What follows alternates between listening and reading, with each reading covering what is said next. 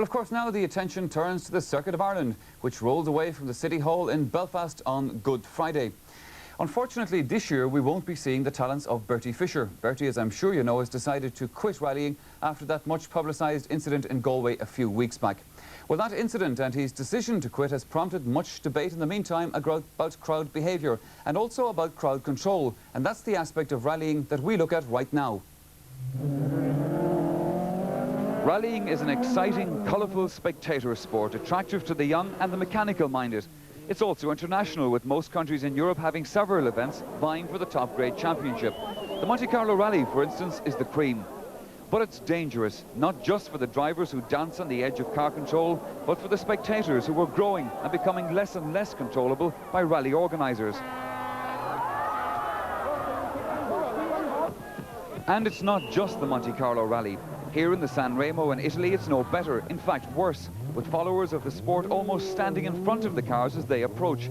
The running of the bulls in Pamplona has nothing on this pastime.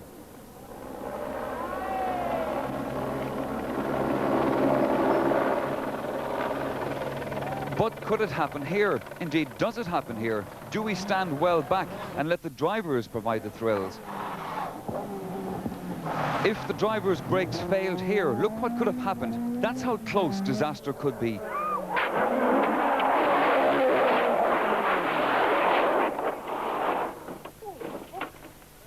This incident happened in Donegal last June. Look how close several spectators were to being hit by an out-of-control car. It was sheer luck rather than forethought or skill which resulted in no injuries. Mind you, some spectators were in safe positions, but not all. And it's the minority which is causing rally organisers here in Ireland most sleepless nights. Inside Billy Coleman's Porsche in last year's Circuit of Ireland gives us some idea of the size of crowd out to spectate. It also shows how well behaved they can be by standing on walls and banks and places considered reasonably safe by officials and drivers. But that's the good side. This is also from last year's circuit, with the car out of control in the distance, causing excitement. But the spectators are standing on the stage roadway, as in San Remo.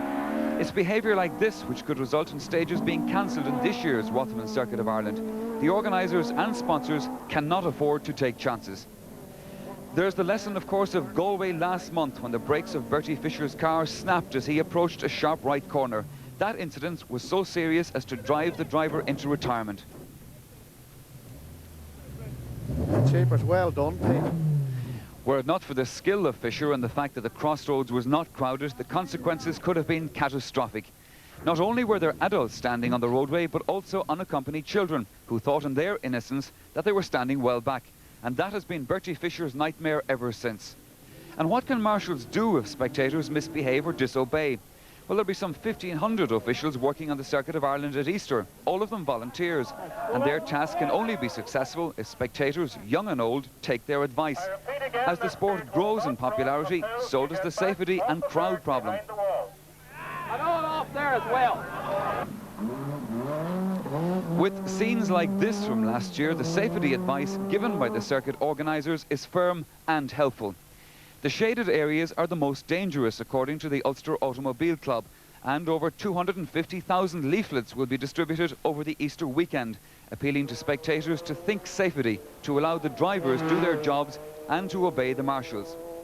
And this sport is colourful and exciting, as we said, but it can also result in the most harrowing scenes, like Portugal 3 weeks ago. The dreadful accident there left 3 dead and 30 injured. Now the sport in Portugal is asking about the future. Death and destruction in Bradford or Brussels or Portugal brings down the authorities on the sport, which in turn makes it worse off in the long run. Scenes there that we certainly never want to see in rallying in Ireland.